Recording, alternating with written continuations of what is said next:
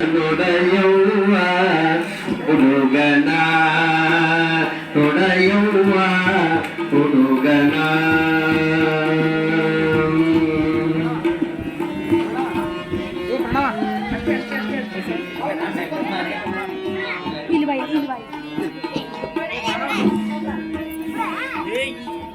ಹತ್ಯಾನ ಹಾರುವ ಕುದರಿ ಹಾರ್ಯಾನೈತಲಬೇರಿ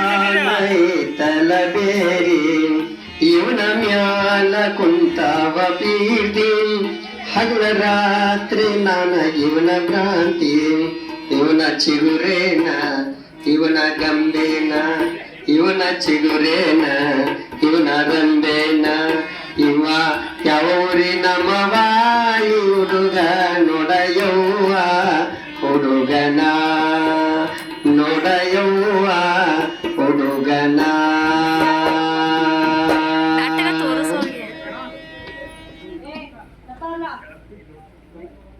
ಏನು ಕರಿಯ ಇಷ್ಟೊಂದ್ ಜನ ಸೇರ್ಬಿಟ್ಟವ್ರ ಇಲ್ಲಿ ಭಾರಿ ಖುಷಿ ಆತಲ್ಲ. ಅಲ್ಲ ಈ ಊರಲ್ಲಿ ಭಾರಿ ಥಂಡಿ ಆಗ್ತೈತೆ. ಏ ಕರಿಯ ಏನ್ ಹಿಂದಿನ ಬರ್ತಿದ್ಯಾ? ಚಳಿ ಆಗ್ತೈತೆ. ಅಲ್ಲಿ ಮೂಲೆ ಅಂಗಡಿಲಿ ಹೋಗಿ ಸಿಗರೇಟ್ ತಂಬ, ಸ್ವಲ್ಪ ನನ್ ಬೆಚ್ಚಗಾಗ್ಬೇಕು. ಏ ಹೋಗ. ತುಂಬಾ ಮಳೆ ಬಂದಿದೆ, ಒದ್ದೆ ಆಗಿದೆ, ಇಲ್ಲ ಎಲ್ಲಿ ಸಿಗ್ತಾ ಇಲ್ಲ. ಹೌದಾ ಸರಿ. ಆ ಬಸ್ ಸ್ಟಾಪ್ ಐತಲ್ಲ, ಆ ಬಸ್ ಸ್ಟಾಪ್ ಪಕ್ಕದಲ್ಲಿ ಒಂದು ಸಣ್ಣ ಪೆಟ್ಟಿಗೆ ಅಂಗಡಿ ಇದೆ, ಅಲ್ಲಿ ಚುಟ್ಟನ ತಂಬ. ಬುದ್ಧಿ ಅಲ್ಲಿನೂ ಮಳೆ ಆಗಿದೆ, ಅದೆಲ್ಲ ಬೂರ್ಸಾಗಿದೆ ಎಲ್ಲ. ಸರಿ ಒಂದು ಕೆಲಸ ಮಾಡು, ಬಾಯಿಗೆ ಗಮ್ಮೆನ ಹಾಗೆ ಒಂದು ಏನಂತಾರೆ ಗುಟ್ಕ ತಗೊಂಡೆ. ಬುದ್ಧಿ ಅದೆಲ್ಲ ಗೊತ್ತಿಲ್ಲ ಬುದ್ಧಿ ನನ್ಗೆ. ಏ ಮನೆ ಹಾಳ, ಏನು ಗೊತ್ತಿಲ್ಲದ ವೇಸ್ಟ್ ಮಾಡಿದೀನೋ. ನನಗೆ ಕೇಳು, ಉದ ಮದ ಯೌವನ ತುಂಬಿರಂತಹ ರಸಿಕ ನಾನು. ಏನು ಟಂಕಲ್ ಬಸವಣ್ಣ ಹೆಂಗಿದೆ ಮೀಸೆ? ಶಿವಮೊಗ್ಗ ಬಾಳ ಪಡರೆ ಹೆಂಗಿದೆ ಮೀಸೆ? ಮತ್ತಾರು ನಂಜನಗೂಡು ನಂಜಪ್ಪ ಬರ್ಲಿಲ್ಲ. ನಂಜನಗೂಡು ಅವ್ರು ಯೋಗಿ ಅಣ್ಣ ಎಲ್ಲಿದ್ದಾರೆ? ಹೆಂಗಿದೆ ಮೀಸೆ? ಯವ್ವ ಯವ್ವ ಯವ್ವ ಲಕ್ಕ ಲಕ್ಕ ಲಕ್ಕ ಲಕ್ಕ ಅಂತಿದ್ದಾರೆ. ಅದಕ್ಕೆ ನೋಡ್ರಿ, ಜನ ಎಲ್ಲಿ ಸೇರಿರ್ತಾರಲ್ಲ ಅಲ್ಲಿ ಹೋಗ್ಬೇಕು. ಯಾಕಂದ್ರೆ ಅಲ್ಲಿ ಯಾರು ಬಂದಿರ್ತಾರೆ? ಹುಡುಗಿರ್ ಬಂದಿರ್ತಾರೆ. ನಮಗೇನ್ ಗೊತ್ತ, ಅವ್ರಿಗೇನ್ ಗೊತ್ತಾಗುತ್ತೆ? ಅದಕ್ಕೋಸ್ಕರನೇ ಬರೋದು ಇಂತಹ ಹೈದ. ನನ್ನಂತಹ ಯೌವನ ತುಂಬಿದಂತಹ 10 ಊರಿನಲ್ಲಿ, ಸುತ್ತಮುತ್ತ 10 ಊರಿನಲ್ಲಿ ಈ ಪಾಟಿ ಮೀಸೆ ಬಿಟ್ಟಿರಂತಹ ಐದ ಇದ್ರೆ ತೋರಿಸ್ರಿ. ಯಾರಿದ್ದಾರೆ? ಏನ್ ತಿಳ್ಕೊಂಡಿದ್ದೀರ ನನ್ನ ಪೌರುಷಕ್ಕೆ? ಬರ್ರಿ ನೋಡೋಣಂತೆ. ಅಬ್ಬ ಏನ್ ಮಾಟ, ಏನು ಇಂತಹ ವಯ್ಯಾರ. ಅದಿರ್ಲಿ, ಇಲ್ಲಿ ಹೆಣ್ಮಕ್ಳು ಭಾರಿ ಪಸಂದಾಗಿರ್ತಾರೆ. ಯಾಕಂದ್ರೆ ಒಳ್ಳೆ ವಾತಾವರಣ, ತಂಪು ವಾತಾವರಣ, ಒಳ್ಳೊಳ್ಳೆ ರುಚಿಕರ ಊಟ ಮಾಡಿರ್ತಾರೆ, ಸೊಗಸಾಗಿರ್ತಾರೆ, ಬೆಣ್ಣೆ ಇದ್ದಂಗಿರ್ತಾರೆ. ಬೇರೆಯವರಿಗೆಲ್ಲ ಏನ್ ಗೊತ್ತಿರುತ್ತಾಳ್ರಿ? ಗಂಡ್ ಮಕ್ಳಿಗೆ ಗೊತ್ತಿರುತ್ತೆ. ನನಗ್ ಕೇಳ್ರಿ, 10 ಊರಲ್ಲಿ ಎಲ್ಲಡ್ರಿ 10 ಊರು, ಸುತ್ತಮುತ್ತ 10 ಊರಲ್ಲಿ ನನ್ನಂತ ಪೈಲ್ವಾನ್ ಪೌರುಷ ತುಂಬಿದಂತಹ ಯುವಕ ಯಾರಿದ್ದಾರೆ? ನಮ್ಮಪ್ಪ ಬೇಕಾದಷ್ಟು ದುಡ್ಡು ಮಾಡಿಟ್ಟಾನೆ. ಯಾರಿಗೋಸ್ಕರ? ನನಗೋಸ್ಕರ. ನಮ್ಮವ್ವ ಬೇಕಾದಷ್ಟು ಒಡವೆ ಮಾಡಿಟ್ಟಾಳೆ. ಯಾರಿಗೋಸ್ಕರ? ನನ್ನ ಹೆಂಡತಿಯ ಬರೋಳಿಗೋಸ್ಕರ. ಇನ್ನು ನಮ್ಮ ತಾತ ಹೊಲ ಗದ್ದಿ ಬೇಕಾದಷ್ಟು ಮಾಡಿಟ್ಟಾರೆ. ಯಾರಿಗೋಸ್ಕರ? ನನಗೋಸ್ಕರ. ನಾನಿರೋದೇನಕ್ಕೆ? ಯೌವನ ತುಂಬಿದಂತಹ ರಸಿಕ ನಾನು. ಈ ರಸಿಕತೆಯನ್ನ ಅನುಭವಿಸ್ಬೇಕು ಅಂದ್ರೆ ನನಗಿರಷ್ಟು ದರ್ಪ, ದುಡ್ಡು, ಯೌವನ ಎಲ್ಲ ಇದೆ. ಹೆಣ್ಣು, ಹೊನ್ನು, ಮಣ್ಣು, ಈ ಜೀವನ ಇರೋದೇ ಅನುಭವಿಸೋದಕ್ಕೋಸ್ಕರ. ಈಗ ಅನುಭವಿಸೋದ್ ಬಿಟ್ಟು ಈಗ ನಮ್ಮಪ್ಪ ನಮ್ಮವ್ವ ಅದೆಲ್ಲೋ ಹೋಗ್ತಾರೆ, ಅದೇನೋ ಕೇಳ್ತಾರೆ. ಇದೆಲ್ಲ ಯಾರು ಮಾಡ್ತಾರೆ? ಈಗ ಅನುಭವಿಸ್ಬೇಕು. ಈ ಹೆಣ್ಣಿನ ಅಂದ ಚಂದ ನೋಡ್ಬೇಕು, ದುಡ್ಡಿರ ಏನ್ ಬೇಕೋ ಕೊಂಡ್ಕೋಬೇಕು, ಮಜಾ ಮಾಡ್ಬೇಕು, ಬೇಕಾದಷ್ಟು ಆಸ್ತಿ. ಇಲ್ಲಿಲ್ವಾ? ಇವರಿಗೆ ಏನು ಓದಕ್ ಬರಕ್ ಬರಂಗಿಲ್ಲ. ಏನ್ ಮಾಡಿದೀನಿ? ಹೆಬ್ಬೆಟ್ ಹಾಕಿಸ್ಕೊಂಡ್ಬಿಟ್ಟಿದೀನಿ. ಅವ್ರ ಆಸ್ತಿ ಎಲ್ಲ ನಂದೆ. ನಮ್ಮಪ್ಪ ಮಾಡಿದ್ದು ಅವ್ರದ್ದು, ನಾ ಮಾಡಿಟ್ಟಿದ್ದೀನಿ. ಎಷ್ಟು? ಇವರ ಆಸ್ತಿ ಎಲ್ಲ ನಂದೆ. ಬೇಕಾದಷ್ಟು ದುಡ್ಡು. ಬಾಳ ಹೊತ್ತಾಯ್ತು. ಮಳೆ ಬೇರೆ ಬರ್ತಾ ಇದೆ, ಚಳಿ ಬೇರೆ ಆಗ್ತಾ ಇದೆ. ಯಾರಾದ್ರೂ ಹುಡುಗಿ ನೋಡು, ಚಳಿಗೆ ಚಳಿ, ಮೈ ಕಾಸ್ಕೋಬೇಕು. ಅಲ್ಲೋಡಲ್ಲಿ ಹುಡುಗಿ ಬರ್ತಿದ್ದಾರೆ.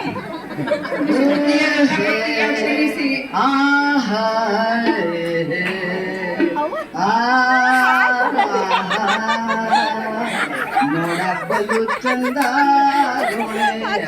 ಹುಡುಗಿ, ಫ್ಯಾಷನ್ ನಿಂದ ತುಂಬಿ ತುಳುಕ್ತಾಳೆ ಹುಡುಗಿ.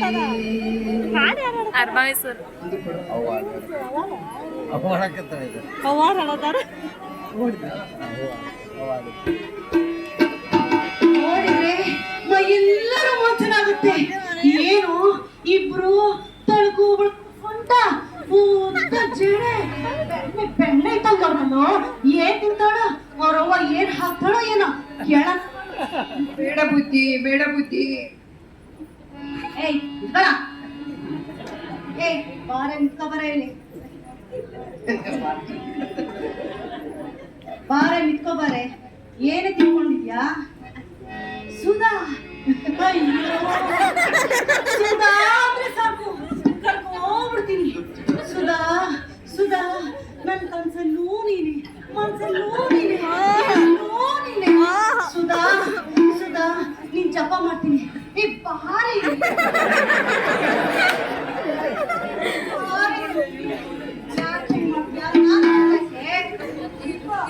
ಸರಿಯಲ್ಲ, ಹಾಗೆಲ್ಲ ಹಿಡಿಬೇಡಿ, ಅವರೆಲ್ಲ ಮುಟ್ಬೇಡಿ. ಏ ಕೀಳು ಜಾತಿನೇ ನಮ್ದು, ಮೇಲ್ ಜಾತಿ. ನಾನ್ ಮಾಡಿದ್ದೆ ಆಚಾರ, ನಾನ್ ಮಾಡಿದ್ದೆ ನೀತಿ. ನಿಂತ್ಕೊಳ್ಳಿ ಸುಧಾ. ಎಲ್ಲೋಗಿದ್ದೆ ಸುಧಾ? ಬುದ್ಧಿ, ಬಿಡಿ ಬುದ್ಧಿ. ನೀನು ಹೂ ಅಂದ್ರೆ, ನೀನು ಮನ್ಸು ಮಾಡಿದ್ರೆ ಈ ದುಡ್ಡಿದೆಯಲ್ಲ, ಇದು ಬರೀ ಕ್ಷಣಿಕ. ಇದು ಪೈಸಾ ಅಷ್ಟೇ, ನನ್ಗೆ ಲೆಕ್ಕನೇ ಇಲ್ಲ. ಈ ದುಡ್ಡಿನ ಹಾಸಿಗೆಯಲ್ಲಿ ನಿನಗೆ ಹೊದಿಸಿ ಹಾಸಿ ಮಲಗಿಸ್ಬಿಡ್ತೀನಿ. ಹಾ, ಯಾರು ಲೀಲಾ, ನೀನು ಮನ್ಸು ಮಾಡಿದ್ರೆ ಈ ಮುತ್ತಿನ ಸರ ಇದೆಯಲ್ಲ, ಹೀಗೆ ಮುತ್ತಿನ ರಾಶಿಯಲ್ಲಿ ನಿನ್ನ ಮಲಗಿಸ್ಬಿಡ್ತೀನಿ. ಏನ್ ಮಾಡ್ತೀಯಾ ಸುಧಾ? ಬೇಗ ಮನ್ಸು ಮಾಡು. ಯಾವಾಗ ಹೇಳ್ತೀಯ? ಲೀಲಾ, ನೀನಾದ್ರೂ ಅಷ್ಟೇ. ನಿಮ್ಮ ಅಪ್ಪ ಇಲ್ಲ, ನಿಮ್ಮ ಅವ್ವ ಏನ್ ಸಾಕ್ತಾಳೆ? ನನ್ನಿಂದ ಎಲ್ಲಿವರೆಗೂ ತಪ್ಪಿಸ್ಕೊಂಡು ಹೋಗ್ತೀಯ ನೀನು? ಏನು ಸುಧಾ? ಸುಧಾ ಓಡೋಬೇಡ, ಓಡೋಬೇಡ ಸುಧಾ. ಲೀಲಾ ಓಡೋಬೇಡ. ಮುಟ್ಬೇಡಿ, ಮುಟ್ಬೇಡಿ. ಲೀಲಾ, ಅವಕಾಶ ಕೈ ಬಂದಿತ್ತು, ಬಾಯಿ ಬಂದಲೇ ರಂಗಾಯ್ತು. ಇರ್ಲಿ, ಎಲ್ಲಿ ಹೋಗ್ತಾಳೆ? ನಾಳೆ ಈ ರೋಡಲ್ಲೇ ಬರ್ಬೇಕು, ನನ್ ಮುಂದೆನೇ ಬರ್ಬೇಕು. ನೋಡ್ತೀನಿ ನೋಡ್ತೀನಿ.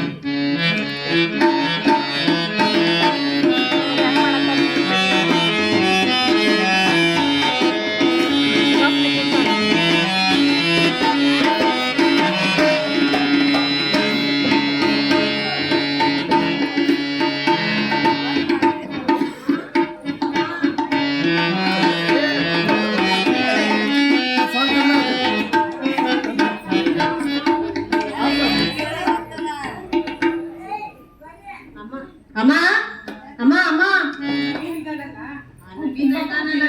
ತುಂಬಾ ಪೀಡಿಸ್ತಾ ಇದ್ದಾನಮ್ಮ, ನಮ್ಗೆ ಚುಡಾಯಿಸ್ತಾನಮ್ಮ. ನಾವು ಕಾಲೇಜ್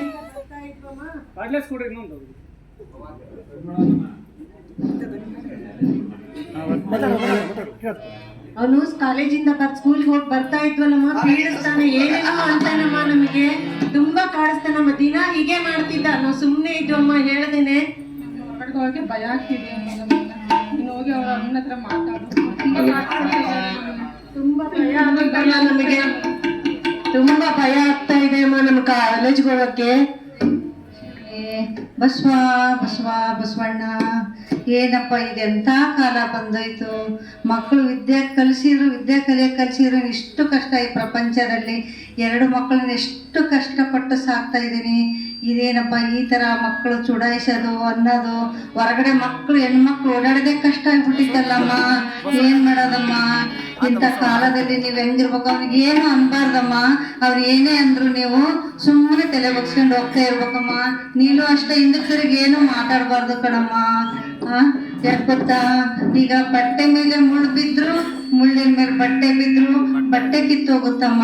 ಆಮೇಲೆ ನಾವು ಬಚ್ಚೆ ಮೇಲೆ ಕಲ್ಲು ಹಾಕಿದ್ರೆ ನಮಗೆ ಸಿಡಿಯುತ್ತೆ. ಅದಕ್ಕೆ ಅಂತರ ಸವಾಸ ಬೇಡ. ನೀವು ಏನು ಅನ್ನಬೇಡ್ದು, ಹಿಂದಕ್ಕೆ ತಿರ್ದಂಗೆ ವಿದ್ಯೆ ಒಂದೇ ಅಂತಂದೇಳಿ ವಿದ್ಯೆ ಕಲ್ತ್ಕಂತ ನೀವು ಹೋಗ್ಬೇಕಮ್ಮ. ಏನು ಮಾತಾಡಬಾರ್ದಮ್ಮ. ನಾನು ನೋಡೋಣ ಅವ್ರ ಅಮ್ಮನ ಹತ್ರ ಹೋಗೋಣ ಮಕ್ಕಳ.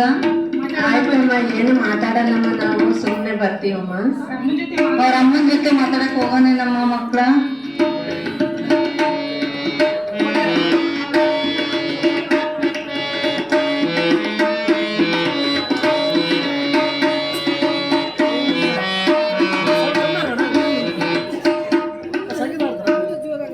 ಬರ ಮಕ್ಕಳ.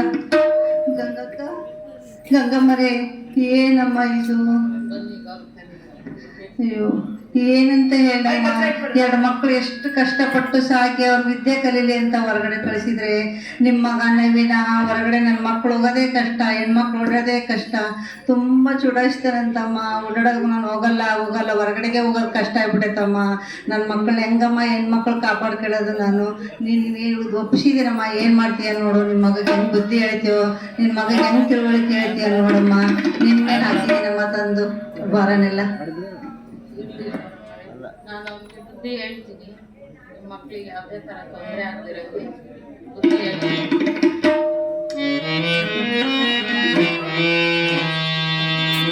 ಎಲ್ಲ ಹೊರಗಡೆ ಹೋಗಿ ಬಂದೆಲ್ಲ ಅಕ್ಕ ತಂಗಿ ನೋಡ್ಕೊಳ್ಳೋದು ಆ ರೀತಿ ಮಗ ಬುದ್ಧಿ ಹೇಳ್ತೀಯ ನೋಡಮ್ಮ. ಅದು ನಿಮ್ಮ ಕೈಯಲ್ಲಿ ಐತಿ, ಮಕ್ಕಳ ಕೈ ಹೇಳ್ಕೊಡೋದು ನಿಮ್ಮ ಮಗಗೆ. ನಿಮ್ಮ ಕೈಯಲ್ಲಿ ಹಾಕಿದ್ದೀನಿ ಬಾರನ. ನೀವು ಅದು ಏನು ಮಾಡ್ತೀರಿ ಮಾಡ್ತೀವಿ ಅವರೇ.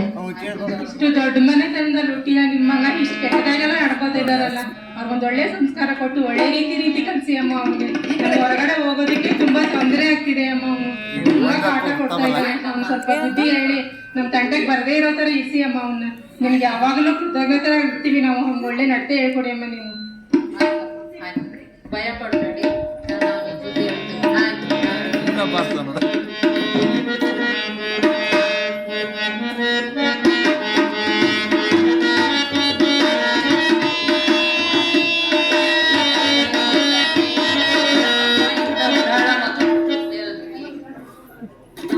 ಸಂಸ್ಕಾರ ಇಂಥ ಉಡಾಳ ಮಗ ಹುಟ್ಬಿಟ್ಟ. ಯಾಕಪ್ಪ ಬಸವ ತಂದೆ ಈ ತರ ಮಗನ್ ಕೊಟ್ಟೆ ನನಗೆ. ಗಂಡು ಮಗು ಬೇಕು, ವಂಶೋದ್ಧಾರಕ ಬೇಕು ಅಂತ ತುಂಬಾ ಹಠ ಮಾಡಿ ದೇವ್ರ ಹತ್ರ ಕಾಡಿ ಬೇಡಿ ಇಂಥ ಉಡಾಳ ಮಗ ಬಂದ್ಬಿಟ್ಟಿದ್ದಾನೆ. ಏನಪ್ಪಾ ಮಾಡ್ಲಿ ನಾವು? ಯಾರ ಹತ್ರ ಹೇಳಿ? ಇವ್ನಿಗೆ ಯಾವ ತರ ಬುದ್ಧಿ ಹೇಳಿ? ನಾವು ಸಣ್ಣದ್ರಿಂದ ಸಂಸ್ಕಾರ ಕೊಟ್ಟೆ ಬೆಳೆಸಿದ್ದೀವಿ. ಯಾರು ಹೇಳಿದ್ದನ್ನು ಕೇಳ್ತಾ ಇಲ್ಲ. ತುಂಬಾ ಉಡಾಳ ಬುದ್ಧಿ ಕಲ್ತಿದ್ದಾನೆ. ಏನ್ ಮಾಡ್ಲಿ ಬಸವ ತಂದೆ, ಎಂತ ಸಂಸ್ಕಾರವಂತ ತಂದೆಗೆ ಇಂಥ ಮಗ ಹುಟ್ಟಿದಾನೆ. ಇನ್ನಾದ್ರೂ ತಂದೆ ಕಾಪಾಡಪ್ಪ, ಹಿಂಗೆ ಒಳ್ಳೆ ನಡೆ ನುಡಿ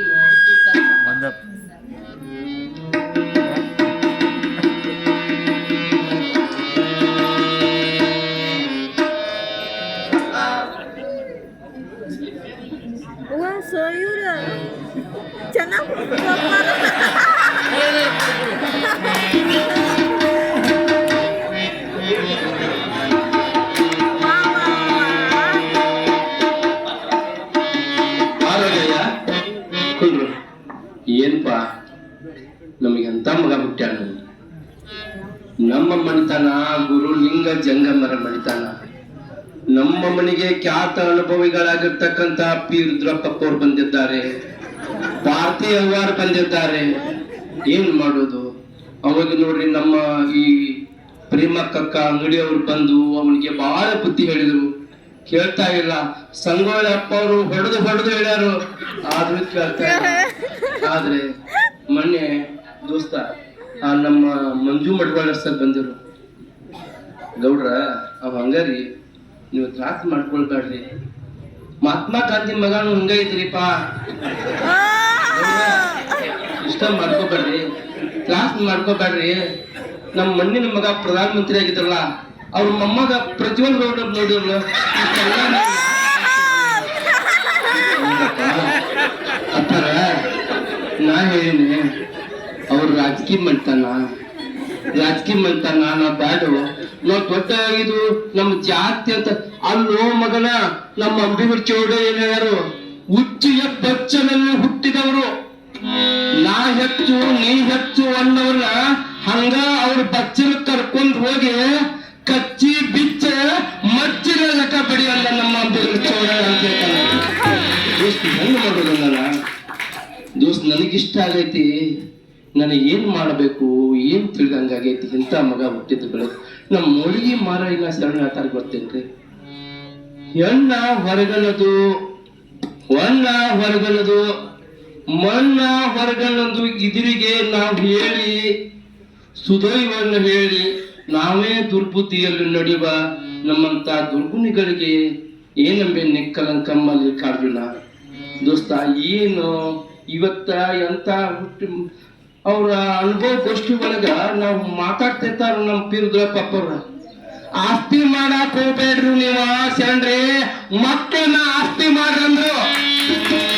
ಆದ್ರೆ ನಾ ಏನು ಮಾಡಬೇಕು, ಇವತ್ತ ನಾನು ಮಲ್ಲೂರ ಕಮ್ಮಟ್ ನಡ್ದತಿ, ಮಲ್ಲೂರ್ ಹೋಗಿ ನನಗ್ ಮಗ ತೋರಿಸ್ದಂಗ ಆಗೈತಿ. ಇಂಥ ಮಗ ಹುಟ್ಟಿ ಬಂದ್ರ ಮಗ ಪಟ್ಕಾ ಸುತ್ಕೊಂಡು ಶಾಣ ಇವತ್ತು ಹೆಚ್ಚಿಕೊಂಡ ಮಕ್ಕಳಿಗೆ ಬುದ್ಧಿ ಹೇಳ್ರು ಅಂತಾರು. ಏನ್ ಮಾಡುದು ದೋಸ್ತ, ಏನ್ ಮಾಡುದು ನನಗಿಂತ. ಈ ದೇವ್ರೆ, ಇಂಥ ಮಗನ್ ಯಾಕೆ ಕೊಟ್ಟಿಪ್ಪ? ಈ ಒಂದು ಶರಣ ಸಂಸ್ಕೃತಿಯ ಮಣಿತನದಲ್ಲಿ ನನಗೆ ಅಪ್ಪ ಬಸವ, ಬಸವ ತಂದೆ ಕರುಣೆ ಬಸವ, ಕಾಲಾರ ಬಸವ, ನಿರ್ಮಲ ಬಸವ, ಶಿವಜ್ಞಾನಿ ಬಸವ, ನಿಮ್ಮ ಕರ್ಣವಯ್ಯ. ಈ ಭಕ್ತಿಯ ಪಥವು ಕಪಿಲ ಸಿದ್ಧ ಮಲ್ಲಿಕಾರ್ಜುನಯ್ಯ, ನಮಗೂ ನಿಮಗೂ ಬಸವಣ್ಣನ ಧರ್ಮವಯ್ಯ. ನಾವು ಇಂಥ ಮಗನ್ ತಗೊಂಡ್ ನನಗ ಏನು ಮಾಡ್ಬೇಕಾಗಿತ್ತು ಅಂತ ತಿಳಿದಾಗಿದೆ. ಏನು ಮಾಡ, ನನಗ ಏನು ಮಾಡಕ್ ಆಗ್ತಾ ಇಲ್ಲ. ದೋಸ್ತ ಹೇಳು, ನೀ ಏನು ಮಾಡ್ಬೇಕು? ದುಃಖ ಪಡಬೇಡ, ದುಃಖ ಪಡಬೇಡ.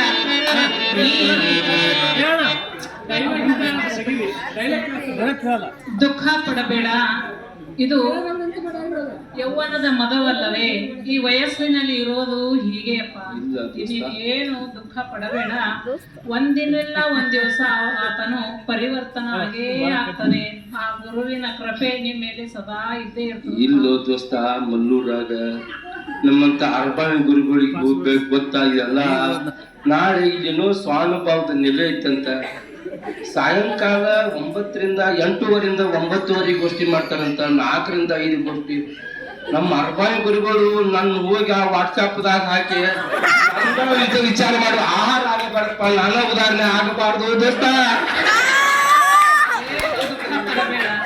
ತಿಪ್ಪೆ ಅದು ಒಂದ್ ದಿವಸದ್ದು ತಿಪ್ಪೆ ಏನಾದರೂ ಕೂಡ ಅದರದ್ದು ಪರಿವರ್ತನ ಆಗೇ ಆಗ್ತದೆ. ಆದರೆ ಇದು ಏನೋ ಒಂದು ಯೌವನದ ಮದ, ಈ ವಯಸ್ಸು ಇರುವುದನ್ನು ಹೀಗೆ ಆತನು ಪರಿವರ್ತನ ಆಗೇ ಆಗ್ತಾನೆ ಅನ್ನುವಂತ ಭರವಸೆ ಇಟ್ಟುಕೊಂಡು ನಡೆಗೆಳೆಯ, ಏನು ಆಗೋದಿಲ್ಲ. ದುಃಖ ಪಡಬೇಡ. ಅಪ್ಪ ನೀನು ನೋಡಪ್ಪ, ಬಸವಣ್ಣನೇ ತಾಯಿ, ಬಸವಣ್ಣನೇ ತಂದೆ, ಬಸವಣ್ಣನೇ ಪರಮ ಬಂಧು ನಮಗೆ. ನೀನು ನೋಡಪ್ಪ ಏನು ಮಾಡ್ತೀವಿ ಶರಣ.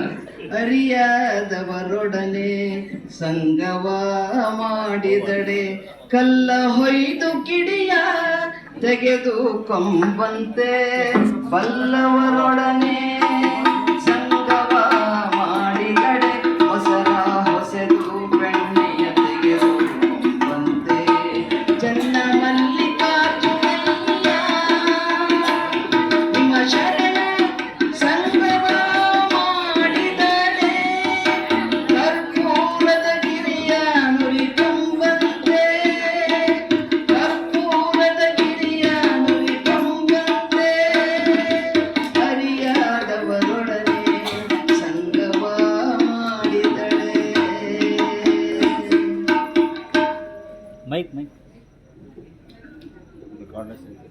ಏ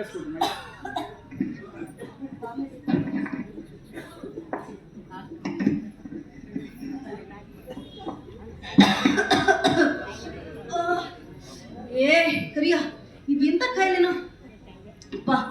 ಕೆಮ್ಮುನೆ ಕೆಮ್ಮು, ವಿಪರೀತ ಕೆಮ್ಮು, ಶೀತ, ತಲೆಲ್ಲ ಸಿಡಿತಾ ಇದೆ, ಮೈಯೆಲ್ಲ ಚಳಿ ಜ್ವರ, ಉಸಿರಾಡಕ್ಕೆ ತೊಂದರೆ ಆಗ್ತೈತೆ. ನಂಗೆ ಏನಾಗ್ತೈತೆ ಅಂತಾನೂ ಗೊತ್ತಾಗ್ತಾ ಇಲ್ಲ ಕಣ.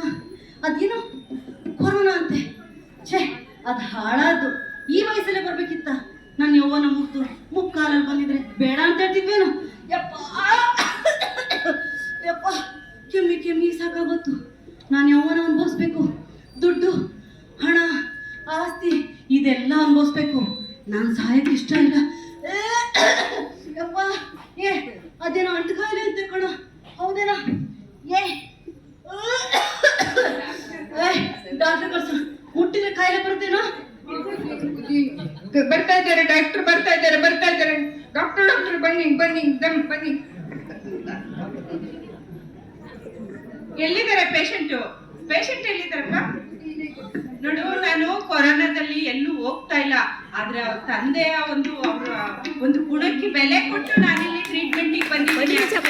ಅವ್ರ ಮಕ್ಕಳ ಬಗ್ಗೆ ನನ್ಗೆ ಎಲ್ಲಾ ವಿಚಾರ ಗೊತ್ತಿದೆ. ಅವ್ರ ತಂದೆ ಬಗ್ಗೆ ನನಗೆ ಬಹಳ ಕಾಳಜಿ ಇದೆ. ಇಂಥ ಸಮಯದಲ್ಲಿ ನಾನು ಎಲ್ಲೂ ಬರ್ತಾ ಈ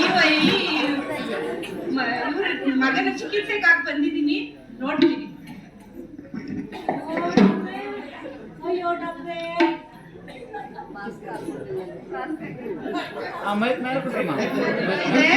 ನೋಡಪ್ಪ, ನಾನು ನನ್ನ ಪ್ರಯತ್ನ ಮಾಡ್ತಾ ಇದ್ದೀನಿ. ಆದಷ್ಟು ಇನ್ನಾದ್ರೂ ನೀನು ಆವು ತಿಂದವರ ನುಡಿಸಬಹುದು, ಕರ ಬಡಿದವರ ನುಡಿಸಬಹುದು, ಸಿರಿಕರ ಬಡಿದವರ ನುಡಿಸಲು ಬಾರದು. ನೋಡಯ್ಯ, ಬಡತನವೆಂಬ ಮಂತ್ರವಾದಿ ಹೋಗಲು ಒಡನೆ ನುಡಿವನ್ನುವಾಗಿ ಈ ರೋಗ ಬಂದ್ರೆ ನೀವು ಕೈಗೊಳ್ಳುವುದು. ಎಷ್ಟು ಧರ್ಮದಿಂದ ನಿಮ್ ತಂದೆ ನೋವು ಕೊಟ್ಟಿದ್ದೀನಿ, ತಂದೆ ತಾಯಿಗೆ. ಇನ್ನಾದ್ರೂ ಒಳ್ಳೆ ದಾರಿಲಿ ನಡಿ, ಆಯ್ತಾ? ನೋಡಿ, ಮಾತ್ರೆ ಕೊಡ್ತಾ ಇದ್ದೀನಿ. ಆ ಬಸವ ತಂದೆ ಕೃಪೆ ನಿನ್ನನ್ನು ಕಾಪಾಡಿದ್ರೆ ಕಾಪಾಡ್ಲಿ. ನನ್ನ ಪ್ರಯತ್ನ ನಾನು ಮಾಡ್ತಾ ಇದ್ದೀನಿ. ನಾನು ಎಲ್ಲೂ ಹೋಗ್ತಾ ಇರ್ಲಿಲ್ಲ ಕೊರೋನಾ ಅಂತ. ಆದ್ರೂ ನನ್ನ ಕರ್ತವ್ಯ ನಿಮ್ ತಂದೆ ಮುಖ ನೋಡಿ ನಿನ್ಗೆ ಚಿಕಿತ್ಸೆ ಕೊಡ್ತಾ ಇದ್ದೀನಿ. ಒಳ್ಳೇದಾಗ್ಲಿ, ಬೇಗ ಗುಣಮುಖ ಆಗು. ಇನ್ನಾದ್ರೂ ನೀನು ಪರಿವರ್ತನೆ ಆಗಿ ಒಳ್ಳೆ ಮನುಷ್ಯ ಆಗೋದನ್ನ ಕಲಿ. ಆಯ್ತಪ್ಪ?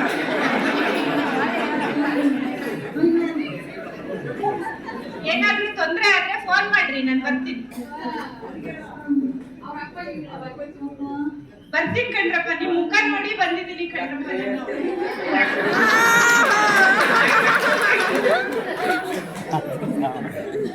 ಆಸೆ ಎಂಬ ಪಾಶದಲ್ಲಿ ಭವಬಂಧನನಾಗಿರ್ತನಯ್ಯ.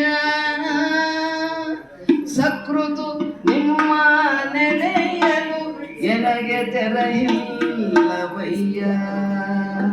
ಕರುಣಾಕರ ಅಭಯಕರ ವರದನೀ ಕರುಣಿಸಯ್ಯ. ಸಂಸಾರ ಬಂಧನವನ್ನು ಮಾಡಿಸಿ ಎನಗೆ ಕೃಪೆ ಮಾಡಿ ನಿಮ್ಮ ಶ್ರೀಪಾದ ಪದ್ಮಗಳಲ್ಲಿ ಭ್ರಮರನಾಗಿರಿಸು. ಜನ ಮನೋವಲ್ಲಭ ಕೂಡಲ ಸಂಗಮ ದೇವ. ಅಯ್ಯೋ, ಎಂಥ ದುರ್ವಿಧಿಯೇ!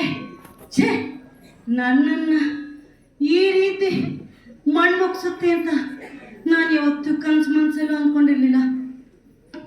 ಇಲ್ಲ, ಎಂಥ ವಿಚಿತ್ರ.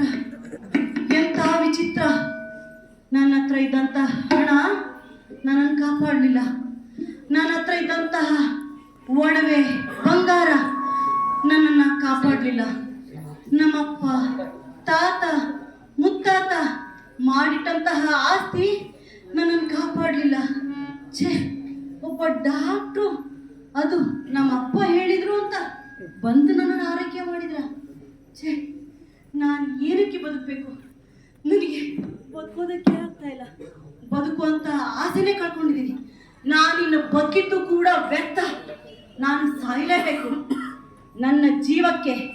ನನ್ನ ಜೀವನಕ್ಕೆ ಅರ್ಥ ಇದ್ದಂಗಾಗಿದೆ. ನನ್ನ ಯೌವನವನ್ನು ಕಳ್ಕೊಂಡು ಈ ರೀತಿ ಬೇರೆಯವರ ಕೈ ಕಾಲು ಹಿಡಿದು ಬದುಕುವಂತ ದುರ್ಗತಿನ, ಛೇ, ನನ್ನ ಮೀಸೆ ಯಾವಾಗಲೂ ಇರಬೇಕು. ಆ ರೀತಿ ಅನ್ಕೊಂಡಿದ್ದೆ. ಈಗ ಗೊತ್ತಾಯ್ತು, ನನ್ನ ಮೀಸೆ ಹೀಗಿದ್ದರೇನಂತೆ. ನನ್ನ ತಲೆ ಗುರು ಹಿರಿಯರಿಗೆ ತಲೆ ಬಾಗಲೇಬೇಕು. ಈ ರೀತಿ ಆಯ್ತಲ್ಲ.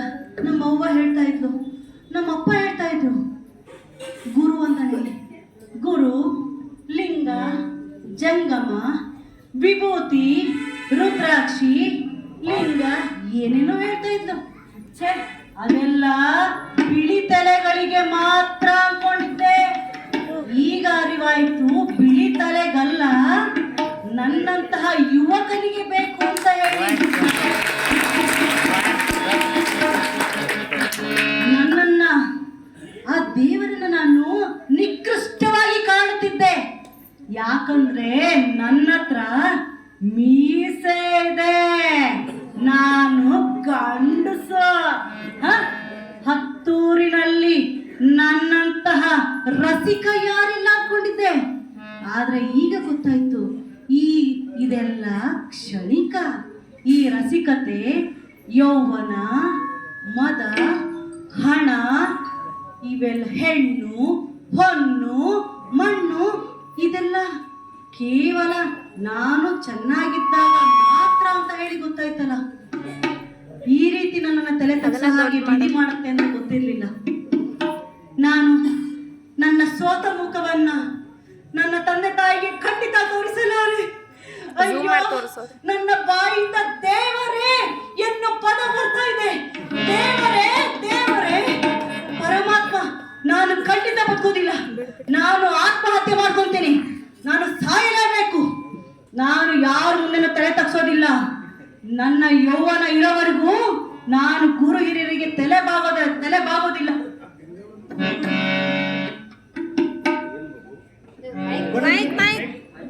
ಏನಾಯ್ತು ಮಗು? ಗುರುಗಳೇ,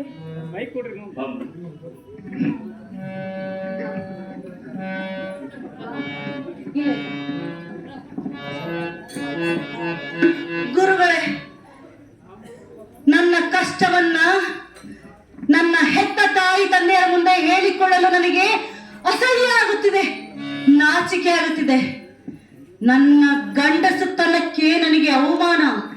ಮೀಸೆ ಹೊತ್ತ ಗಂಡಸಾದಂತಹ ನಾನು ಅವರಿಗೆ ತಲೆಬಾಗುವಂತಹ ಕ್ಷಣ ಬಂದಿದೆ. ನನ್ನ ಜೀವನದಲ್ಲಿ ಹೆಣ್ಣಿಗೆ ನಾನು ಹಾತೊರೆಯುತ್ತಿದ್ದೆ. ಇವತ್ತು ನನಗೆ ಕೊರೋನಾ ಬಂದಿದ್ದಕ್ಕೆ ನನ್ನ ಹತ್ರ ಹೆಣ್ಣುಗಳು ಯಾರು ಬರಲಿಲ್ಲ. ನನ್ನ ಒತ್ತೆ ಹಾಲ ಇಟ್ಕೊಂಡಂತಹ ಆಳುಗಳು ನನ್ನ ಹತ್ರ ಸುಳಿಲಿಲ್ಲ. ನನ್ನ ತಂದೆ ತಾಯಿಗಳು ನನ್ನ ಹತ್ರ ಬರಲಿಲ್ಲ. ಇಷ್ಟೆಲ್ಲ ಆಸ್ತಿ ಇವೆಲ್ಲ ಇಟ್ಕೊಂಡು ನನ್ನ ಜೀವನ ವ್ಯರ್ಥ ಆಗಿದೆ. ಹಾಗಾಗಿ ನಾನು ಸಾಯಬೇಕೆಂದು ನಿರ್ಧಾರ ಮಾಡಿರುವೆ ಗುರುಗಳೇ.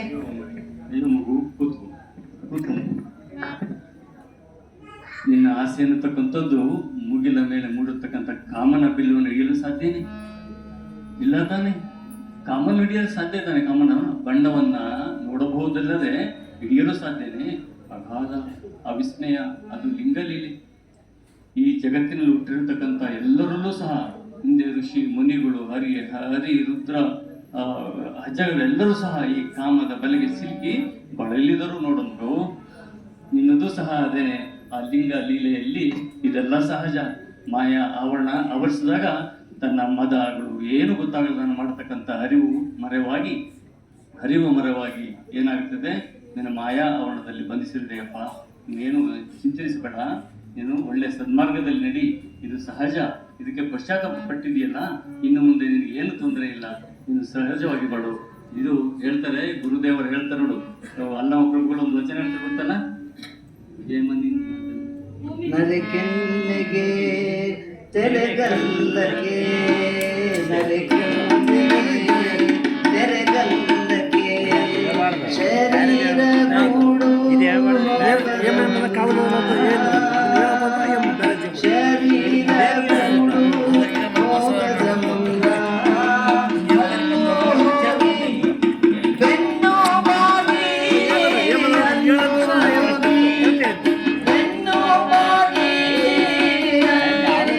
ಬಂಗಾರದ ಮುನ್ನ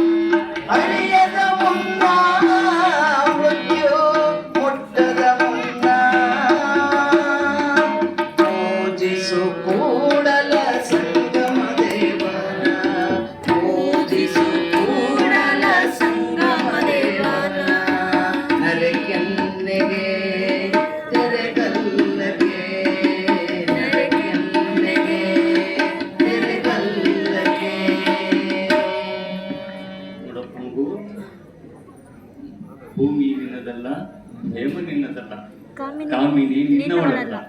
ಅವು ಜಗಕ್ಕಿಕ್ಕಿದ ವಿಧಿ ನಿನ್ನೊಡವೆ ಎಂಬುದು ಜ್ಞಾನರತ್ನ. ಅಂತಪ್ಪ ದಿವ್ಯ ರತ್ನವ ನೀನು ಲಂಕಿಸಿದರೆ ನಿನಗಿಂತ ಸಿರಿವಂತರಿಲ್ಲ ಕಣ ಗುಹೇಶ್ವರ. ಈಗೆಲ್ಲ ಹುಡುಗರಿದ್ದಾಗೆ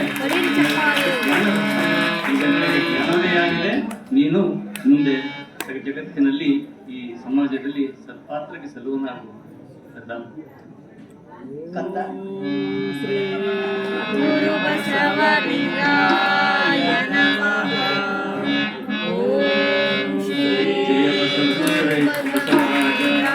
ಜನ ಸುರಭೂಜ ಜಯತು ಮಹಾಕಾಳಿ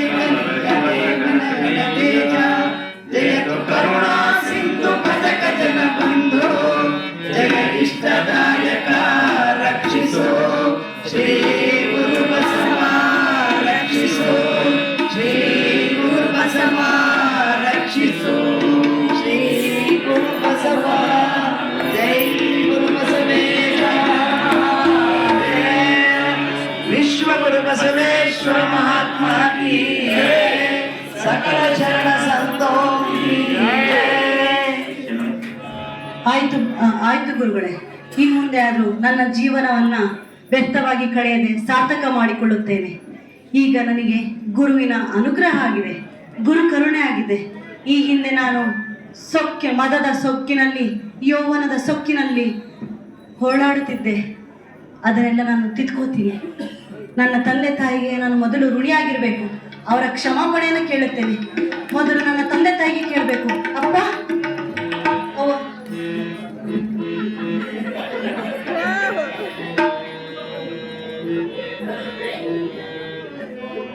ಅಪ್ಪ, ದಯವಿಟ್ಟು ನನ್ನನ್ನು ಕ್ಷಮೆ ಮಾಡಿ.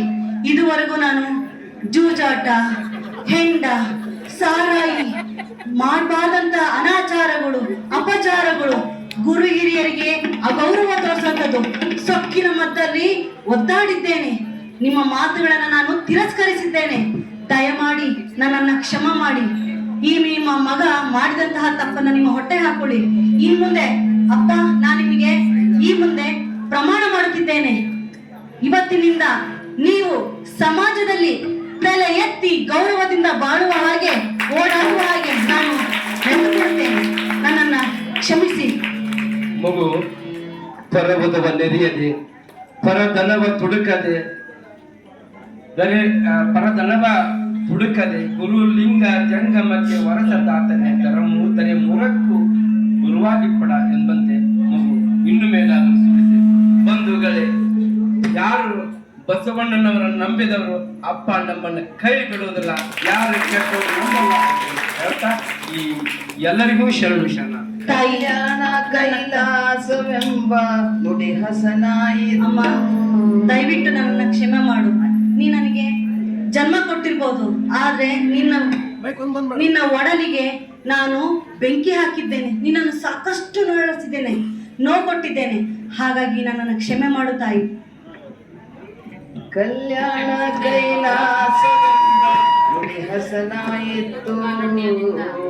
ಒಳಗೂ ಕಲ್ಯಾಣ ಹೊರಗೂ ಕಲ್ಯಾಣ, ಒಳಗೂ ಕಲ್ಯಾಣ. 4 ಜನಕ್ಕೆ ಬೇಕಾದಂತಾಗಿ ಸುತ್ತೂರಿನಲ್ಲೂ ಒಳ್ಳೆ ಹೆಸರು ತಂದು ಚೆನ್ನಾಗಿ ಬಾಳಪ್ಪ. ವಲ್ಲರೈ